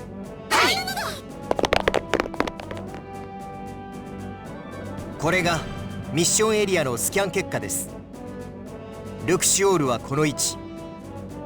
対して敵艦はこの位置に駆逐艦、この位置に高速艦、この位置に巡洋艦、そしてこの位置に大型艦といった配置状況になっています。今回最も重要なのはマジーク艦により魔法陣を完成させることです。しかし動力停止波の影響を受けスピードが出せない上、守りに重点を置いたエネルギー配分のため武器も使用不能とのことですが、マジュラム少尉の理論では結界完成時の動力回復効果は 80% 以上、さらに待機中のマジーク艦の数は敵艦の数をはるかに上回ります。つまり魔法陣さえ完成させれば状況を一気に好転させることが可能なのです。よって今回のミッション目標は指定ポイントまで移動するマジーク艦の護衛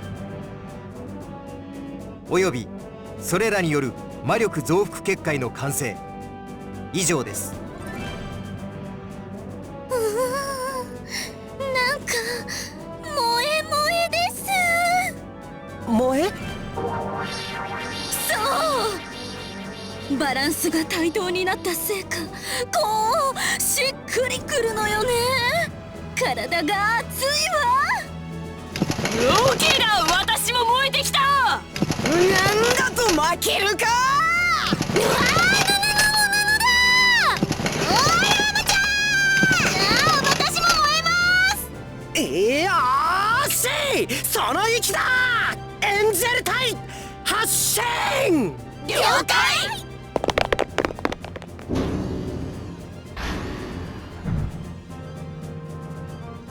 これが萌えか。萌え？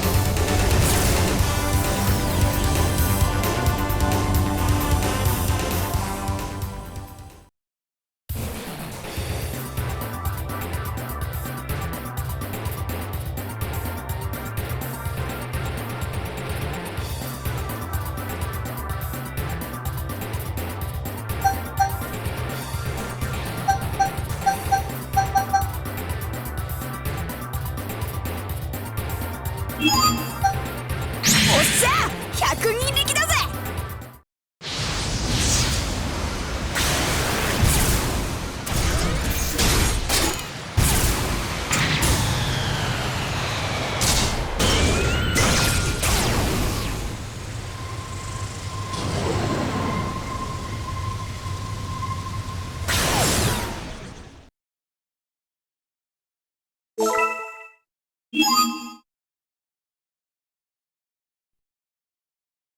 萌え萌えですわ。萌え萌えだ。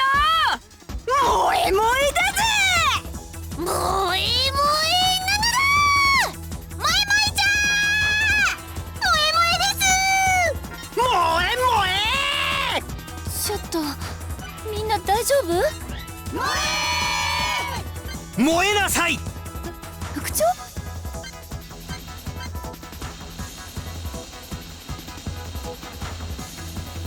どっちが始まりだなんて関係ねえ。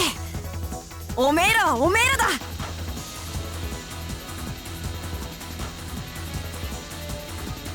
あの人が触れた覚悟しな。記憶、私も感じますわ。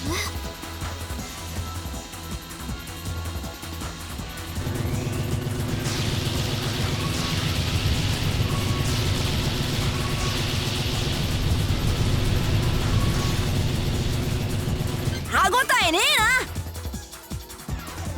な。朝飯前だ。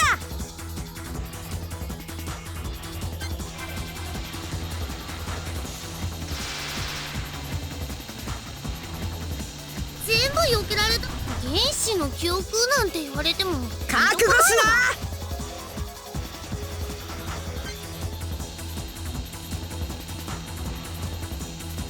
まずじゃ。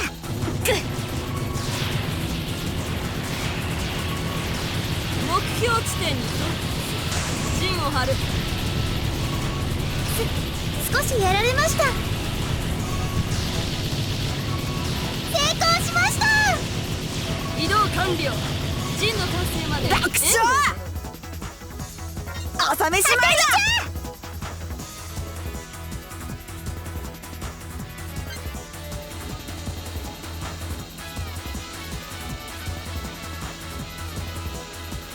1なのに衝撃を受けました。かっこいいの。おわらはもうなんかトリナが欲しいぞ。攻撃成功じゃん。防御班着弾しました。注ぎなさい。エクストリーム一石撃墜じゃん。陣を完成させるまで沈黙。移動完了。陣のまずじゃ。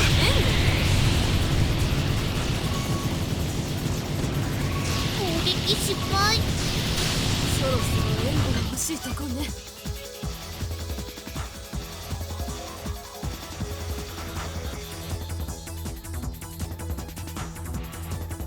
ジェノサイド。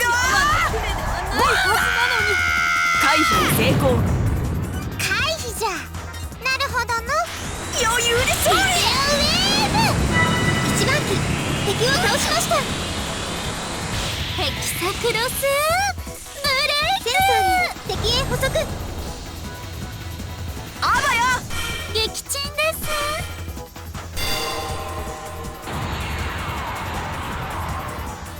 んなもん痛くも痒くもねおのれ万死に値す被弾しました。る。了解。各ブロック損害を移動完了。もう許大せ丈夫よ。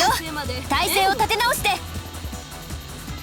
よーしなのだ。うまくかわされたのだ。補給の準備よろしいかしら。やられたかと思ったわ。余裕があるなら補給に向かわせてください。当たりですわ。命中なのだ。朝飯前だ。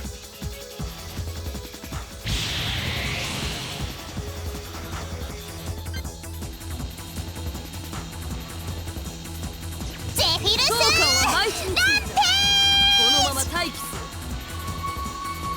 当たったみたいです。4番機攻撃成功です。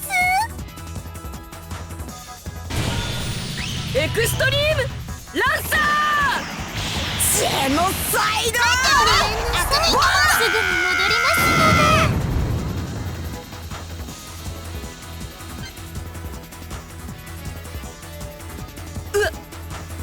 リペアウェーー。目標地点に到達。陣を張る。ブ。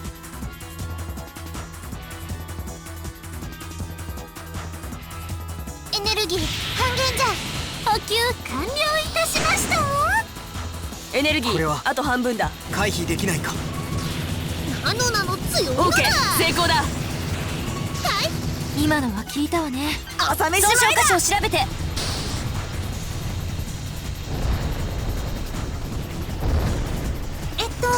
補給に行っていいですか。ゼフィルスランテージ。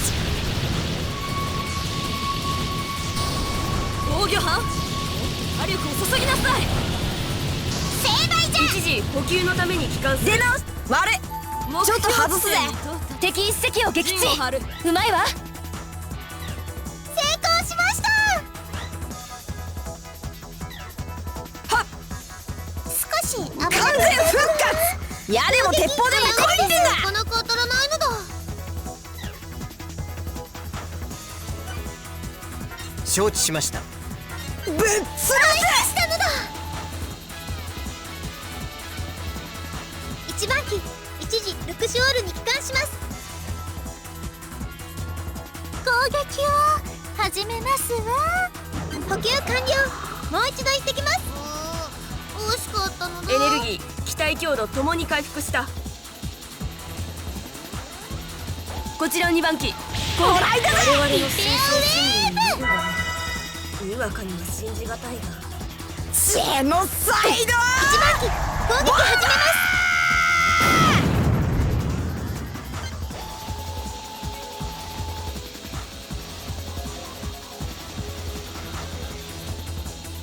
テキーラさんの気持ち、喜び、悲しみ、俺ん中にもウィルの記憶があるって。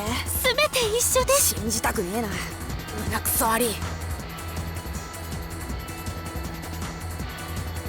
6隻が同時に配置につかれば意味がありません。マジーク化を狙う敵を優先的に排除してください。よーし、魔法陣が燃え上がったじゃなかった、完成した。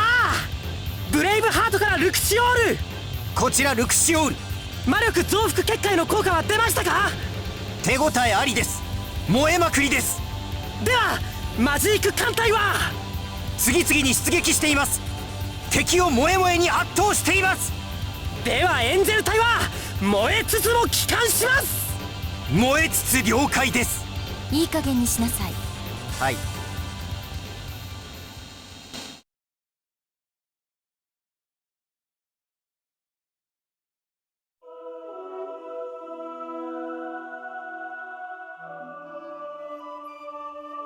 萌えに圧倒されましたか。ちょっと。まあそれは冗談として魔法の力少々侮っていたようです。今後は大いに参考とさせていただきましょう。それではまたいずれ。燃えたわ。ちょっとまあそれは冗談として一段落したみたいね。はい、マジーク艦隊による残存艦の掃討も間もなく終わります。そうよかったわ。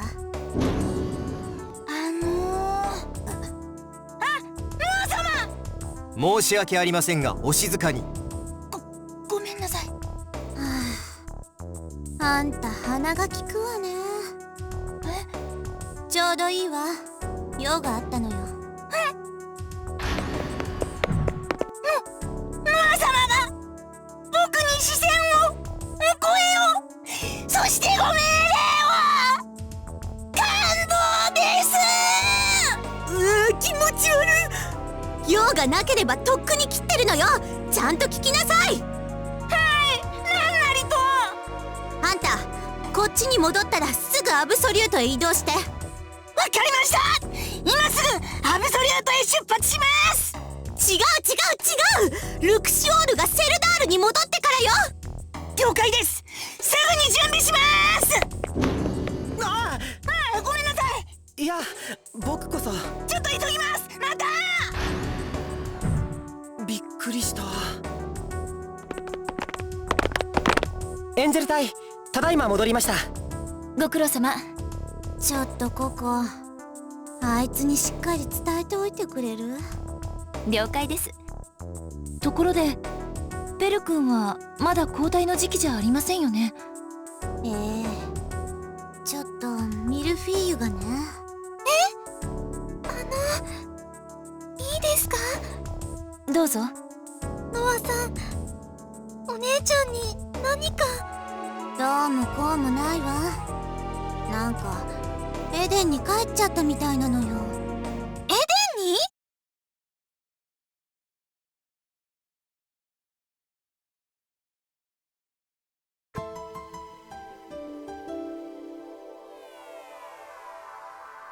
あの日見た星空が恋しすぎて今日も見上げてた。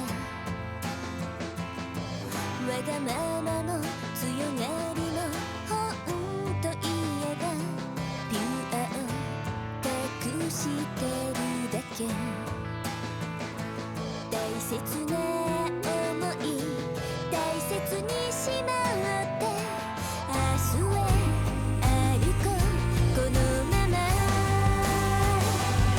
優しい笑顔と賑やかな日々とここにある希望の羽を抱きしめ心の弱さもこの夢も愛してあげよう I love me